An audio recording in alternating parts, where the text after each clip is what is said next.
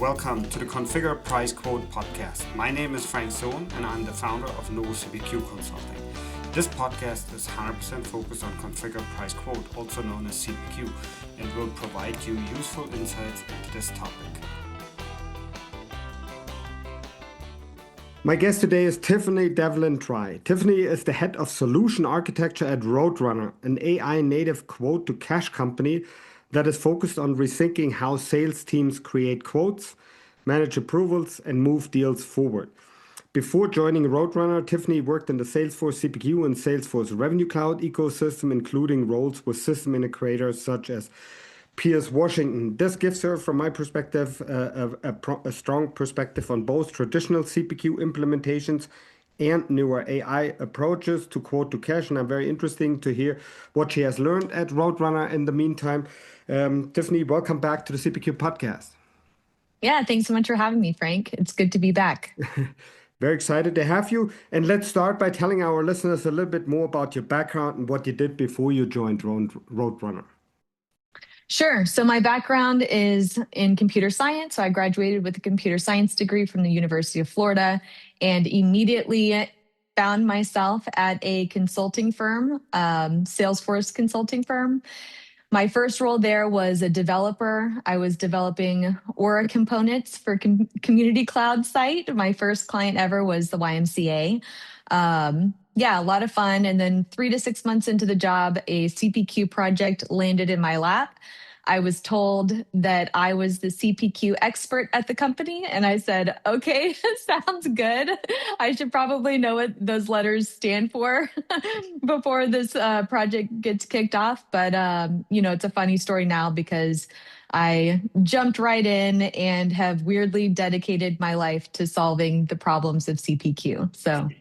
Yeah, I know you're very passionate about it. That was already clear, I think, the first time I talked to you. But let's focus on your experience as a system implementer, right? So what would you say, what is the most memorable experience you have from that time? That's something that really stuck with you. I don't know that I have a most memorable experience. I would say that my journey is pretty memorable. In the beginning, I was a one-man band doing smaller implementations on the Steelbrick package, and those were really nice, circa 2019, 2020, when we were doing mid-sized SaaS companies on the Steelbrick package. It was pretty good.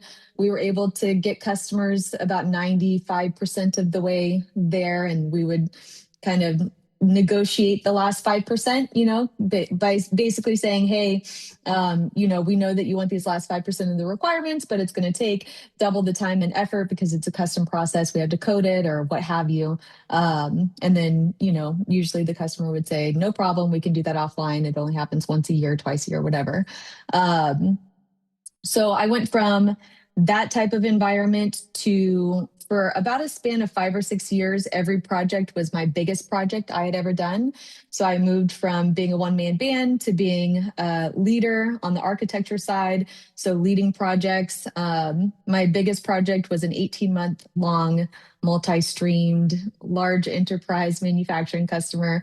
So that was a really cool experience. And then I moved into being a director of architects, so overseeing all of the architecture and design of all of the projects that went through the company. But yeah, so I don't know that there's like one single memorable experience. I feel like it's been a pretty consistent build over my whole career. And yeah, lots of new experiences along the way. Very cool. But at least one thing became clear. You have lots of experience with it, right? And you have grown in your roles over time. And I think that's very important because now I want to come to the present, right? So now you're with Roadrunner. Roadrunner is built on AI, is more at least as far as I understand it, towards SaaS and software companies. What drew you to that company? Why did you want to go there? And it's a new experience. Now you're going from a system implementer to a vendor. What was the most interesting part of that move for you? Yeah, so I would say a big reason why I made the move is because I believe in the vision at Roadrunner. I think that, going back to that idea of we were able to get customers 95% of the way there when we were doing mid-market SaaS companies on this Steelbrick package. I feel like over time, customers' expectations became bigger and brighter with the advent of AI, and products changed over time, and we were less and less able to get customers to where they really wanted to be and what their expectations were. The incumbents were just not able to move fast enough and really build AI in the way that customers were expecting it. But Roadrunner is a new platform built from the ground up. So the infrastructure, the performance, everything is built around supporting AI. So we can actually use AI for all of the ways that customers expect AI to be used now. It's very akin to using Claude or ChatGPT or any of the other models out there for the use of quoting. So it's very intuitive, and it feels a lot like what you would expect an AI tool to do for quoting. So when I saw the vision and I heard what my customers were expecting and how the two were so aligned, I just felt like we're making history here. Like I have to be a part of this. And then as far as being on the product side, that has been a whole new experience for me. So usually I'm on the outside looking in going like, hey, product, like my customer really wants XYZ. It's a really good idea. Like, let's get it done.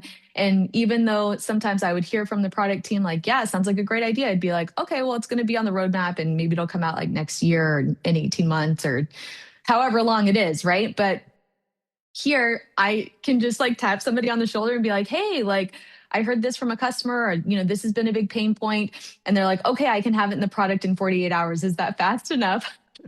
And I'm like, this is great. Like, not only like, do you see that this is a wonderful idea the same way that me and the customers see this, but like you're going to execute on it in like startup, Silicon Valley startup speed, which is just like a million miles an hour. So it's just really, it's really exciting to be able to impact the product in that way and take my knowledge and all of the pain and scar tissue that I have from these projects of the past and be able to translate that into something that actually goes into a product and brings value to customers at lightning pace. It's just incredible.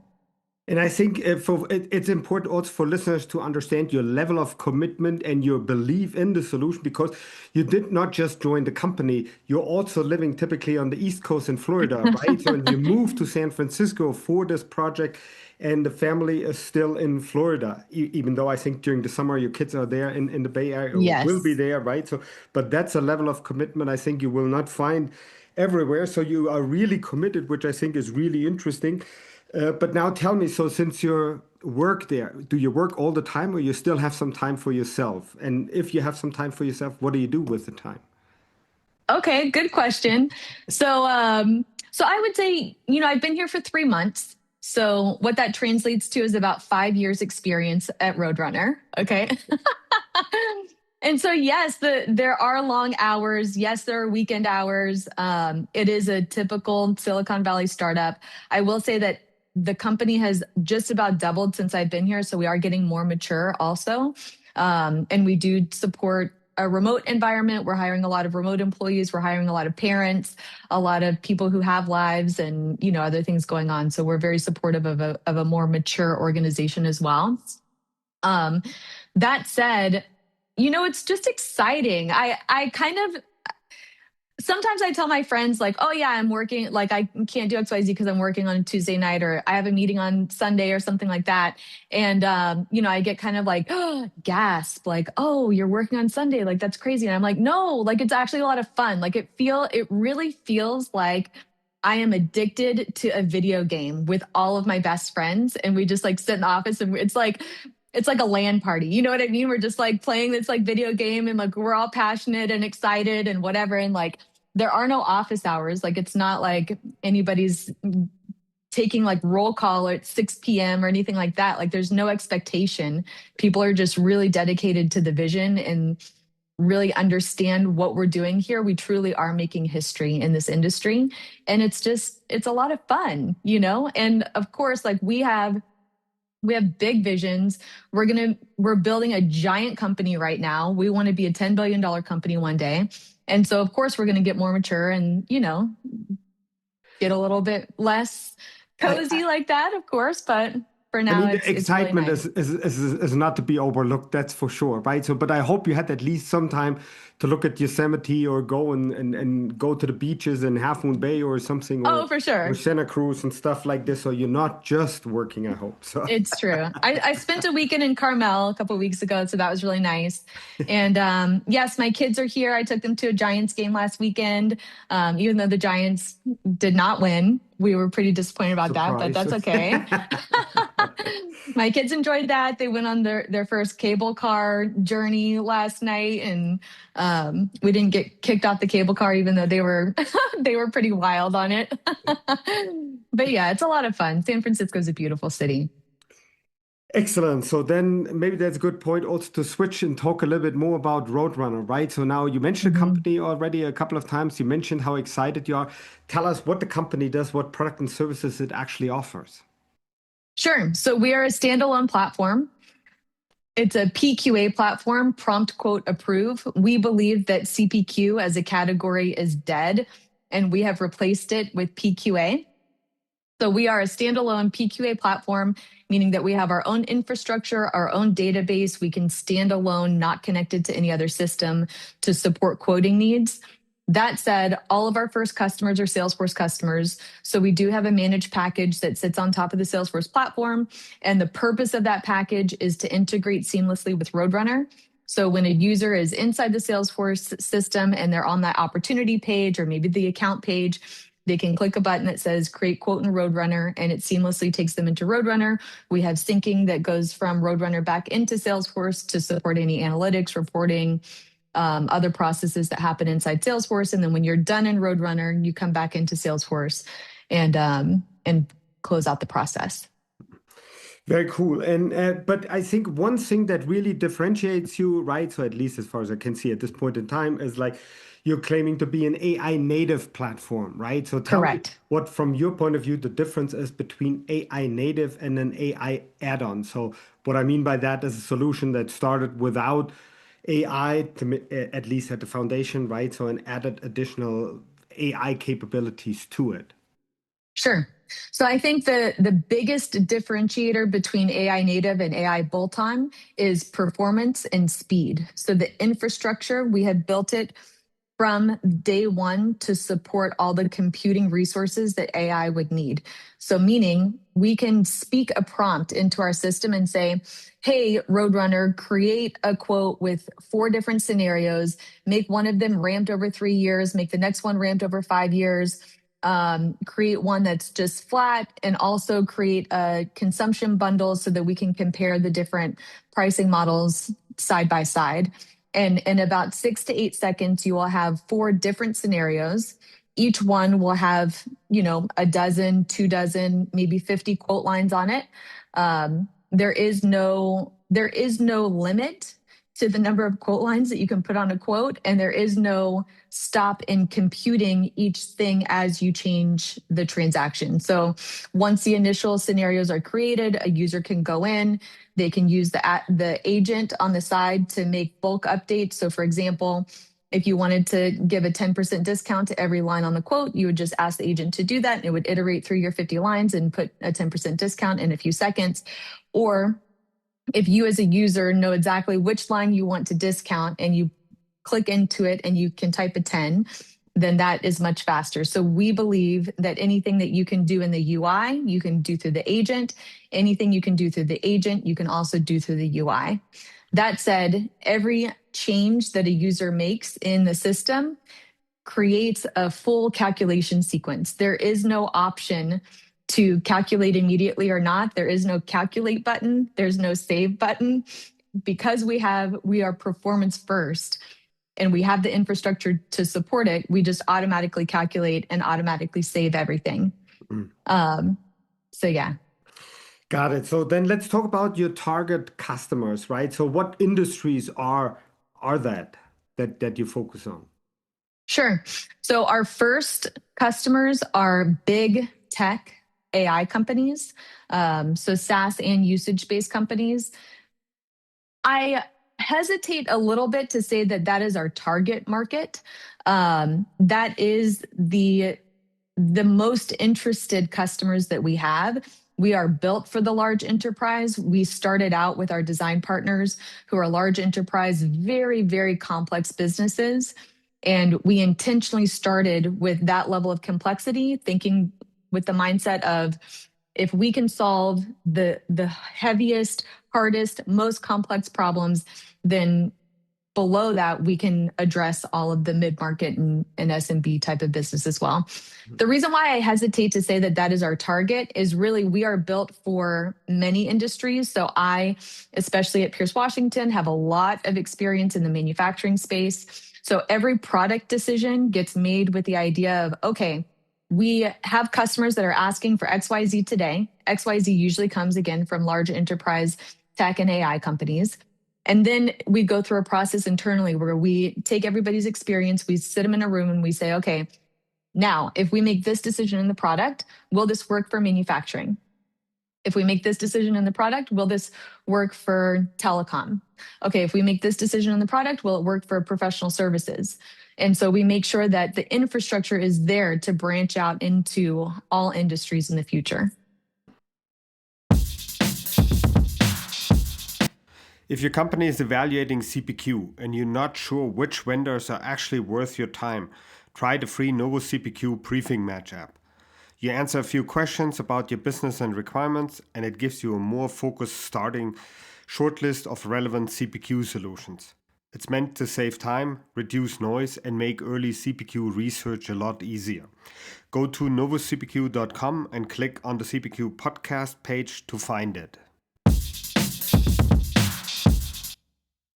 Okay, great. And then right now you're focusing mostly on North America, or you have customers, initial customers now worldwide? We have global customers, yes. Yeah. Okay, so then let's also talk a little bit about the implementation strategy since you were with system implementers before. Tell me a little bit, what is the implementation strategy of Roadrunner? Sure. So we have made an intentional pivot from the traditional systems and the traditional way to implement. We as a product company want to own the outcome alongside of our customers. So right now we do not have a partner strategy. We are not using partners or SIs to implement our software. So me and my team, we ride alongside the customer and we implement our product alongside the customer. So when you sign up for licenses with Roadrunner, you get the implementation from us and you get the implementation support for that first year. So we send out a team. We have a solution architect, an FDE, and a program manager that will walk you through all of the traditional phases of a project. So we start out with design, discovery, build, UAT, deployment, integrations, data migration, everything that we know and love from SIs, everything that I've done for my entire career. We are walking the customers through that to get them live on our system. But yes, we believe that the old model that customers are used to, where you pay millions of dollars to the product company and then you pay millions of dollars to an SI, and then you get these large teams of however many people, billing by the hour, who are incentivized to take as long as they want, and get paid for taking a long time. That model is dead. On this one, I have a question, because especially Sure. for AI, right? So it's also very important, changes, I think, life for SIs considerably, right? So how does a Roadrunner customer feel that? Are you implementing it faster? It's smoother. What's the biggest difference to a traditional system integrator that's not using any AI so far? Of course, it's going faster. We're an AI company. So, of course, we're using AI in every area that we possibly can, right? So, one thing that's very unique that I have never had access to. So, first of all, nobody's had access to AI except the last few years, right? Until it's exploded and we've really gotten these models that can do a lot for us. Using those models, now being on the product side, we have access to our actual code base, right? Of the product, which is a completely unique position to be in. So not only do we have access to our customers, all of our customer requirements, customers' current systems, and we can use AI to actually scrape their existing implementations. We can use AI to review any previous projects that they've done and all of the requirements from previous projects. And then we can take all of that and then take the AI and point it to our own code base where we have created skills and do the implementation from that aspect. So we actually have AI creating configuration in Roadrunner environments. And then, of course, a human needs to go back through and verify that it is correct. But that saves time on implementation. How much just by time would you itself. estimate does that save? I would estimate on average anywhere between 50 and 60%. It really depends on the customer's readiness. So if the customer has all of their requirements ready to go, or they're in an existing system and the real value that they want to get out of Roadrunner is being able to prompt and being able to use our performance, but they don't really want to change their business rules, then it becomes a very, very simple implementation where we can just literally look at their existing system, exactly how all the rules are in place, and then migrate those over using AI to Roadrunner. If a business wants to take this opportunity, and this happens a lot and it makes total sense, but if the business wants to take the opportunity of doing the implementation as a way to re-look at their business processes and see if they can make anything better, or we have a lot of customers that are moving from a SaaS-based model to an AI or usage-based model, then it requires a little bit more time on the implementation because we have to newly, for the first time ever, understand and get the requirements from the customer. But again, one thing that we're really uniquely positioned to use is existing documentation, and existing documentation also includes existing implementations of like SteelBrick or RCA or other CPQ tools. Got it. Now let's switch gears a little bit and let's talk about the investment. So I understand that Roadrunner got the considerable investment, right? I think one of your founders is with Kleiner Perkins, or you got the investment from. Tell us a little bit more about that and how that impacts the whole startup. Sure. So we are a Kleiner Perkins incubated company. So what happened with Roadrunner is there was a gap identified in the market by a group of CIOs. They were surveyed and asked, what is the biggest pain point in your tech stack? And one for one, they all said CPQ, which is no surprise to me, but it was a surprise for the people at Kleiner Perkins because why is this such a hard problem to solve? But they kept on hearing about CPQ. And so there was a full market analysis done. And there was no company that Kleiner Perkins was compelled by to invest in. So they decided to start the company from scratch inside the walls of Kleiner Perkins. So our CEO, Jubin, he is also a partner at Kleiner Perkins. He found two co-founders, AJ and Eugene, who are the smartest people I've ever met. And they hate it when I say that. So please let that go on the air. AJ and Eugene, smartest people ever. They're so humble and so wonderful to work for. But Jubin, AJ, and Eugene started the company late last year. And yeah, that is how it began.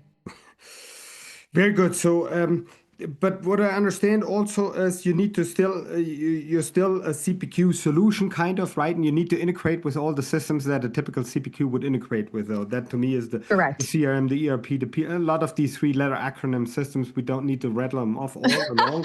But how do you integrate with them? Does your solution make it faster, easier than traditional solutions?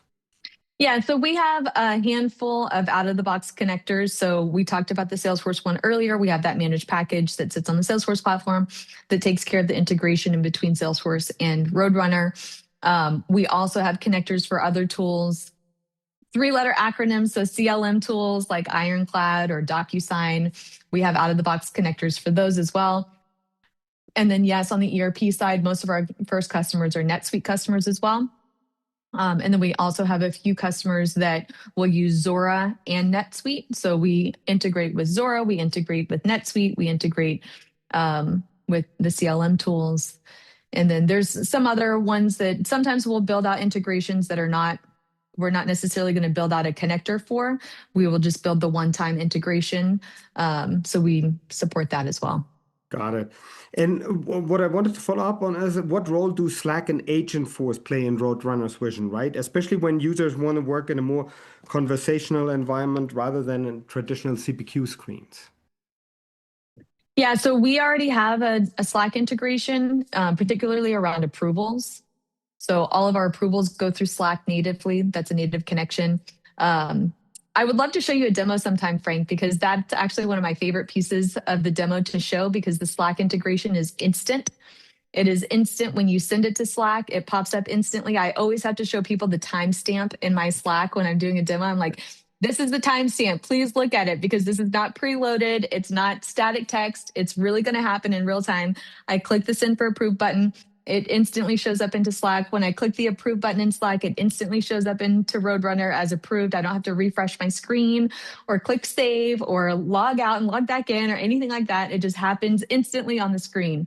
So yes, Slack, we are fully integrated into right now from day one.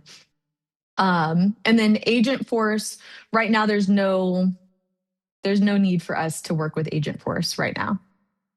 Now, what I think is also interesting, since you worked with the other solutions before, as you mentioned, right? What impact do you think Roadrunner will have on these solutions? What do you already see at this point? I see a lot of excitement. I see a lot of excitement when I do a demo and I show things happening in real time, and everything that we demo is in the product today. So there's nothing, again, preloaded. There's nothing that we can't support. There's nothing that we're showing that's necessarily roadmapped or anything like that. What we show in our demos are things that we can build today. And, you know, I mean, you're asking me, right? Like I picked up my whole life and I moved across the country because I'm so bullish about Roadrunner and I am so excited about this product. So if you're asking me, you know, what value does it bring and what customers are saying, like I feel pretty biased, but I also feel like I have my head on straight compared to other products. Yeah, I mean, it's just the future, right? I feel like everybody in my industry has been thinking about how quoting can be solved by AI, and we all have ideas. I've surveyed my own peers, like, what would you do if you could create a fully AI native quoting tool? And the ideas are plentiful, but there aren't any other companies that have the resources that we have, engineering wise and financially, to actually do it. So we have all the great ideas and we are executing them. So really everything that you can think of that you would do with an AI quoting tool, we are doing. Yeah. And which begs one question, right? So you already mentioned at the beginning, the company has doubled. How many people are at Roadrunner at this point in time, and where are they? Are they all in the US? So yes, we're all in the US, but we are dispersed. So we have employees in New York, Chicago. I'm from Florida. I am going home at the end of this year. Yeah, so we have a pretty dispersed team now. We are working remotely. I think we just crossed the 30 mark. So we have around 30 employees. But yeah, we're growing on all fronts. I think I was employee number 15. So I think we've doubled in the last 3 months. Oh, wow. Yeah, no, very good, very good, very interesting. Let's close by looking one more time a little bit closer at the implementation story. If you could give me an Sure. example of a typical implementation that you're doing at this time, so that listeners who are interested in this get an idea what they should expect if they would acquire a Roadrunner license, right? And how the implementation would work. How long does it take? How many people do I need? What do I need to prepare? And things like that. Yeah, so the time and effort that go into an implementation, any professional will tell you that that is always dependent upon the customer and how complex the business is, how many integrations we're doing, how far back does your data migration go. So it's really dependent, but I would say on average, we are implementing in probably 40 to 50% of the time as usual implementations would go. So right now we're doing one that would typically be a 6-month implementation and we're doing it in 2.5 months. So if I were implementing a previous product, that is the way that I would have scoped it out. The biggest difference is that on day one, we start building. So on day one, we start building, we import the products, we import the pricing, and we immediately get feedback. And we don't wait for a long discovery and design process. Again, this is assuming a customer has all of their documents or their requirements documented somehow, either in an existing system like their Steelbrick implementation, or they have a previous design and discovery session that was done from a previous CPQ project that we can just start on day one. So that is one thing that we're doing very different, is we're doing discovery and design in parallel with the build. And again, we start that build on day one. The other two things that we start on day one are integration designs and data migration strategy. So on day one, we would also ask for all of your historicals, everything that we need to import as an asset so that we can support amendments and renewals on day one. On day one of going live, and we start that on day one of the implementation. So because we have access to AI and because we have built skills within our internal Claude, we can use those skills and put them on different things like data cleansing or integration design or product load, pricing load. And then by the end of the first week, we're already showing a customer what the system looks like with their own products, their own pricing, and getting real-time feedback instead of waiting to UAT to figure things out. Tiffany, thank you very much for making time for the CPQ podcast today. Amazing. Thank you, Frank, for having me. I'd like to thank everyone for listening and hope you learned something interesting today. If you like the podcast, please go ahead and rate it on iTunes or share it with your friends and colleagues. In the meantime, you can find us online at www.novocpq.com. So long, everyone.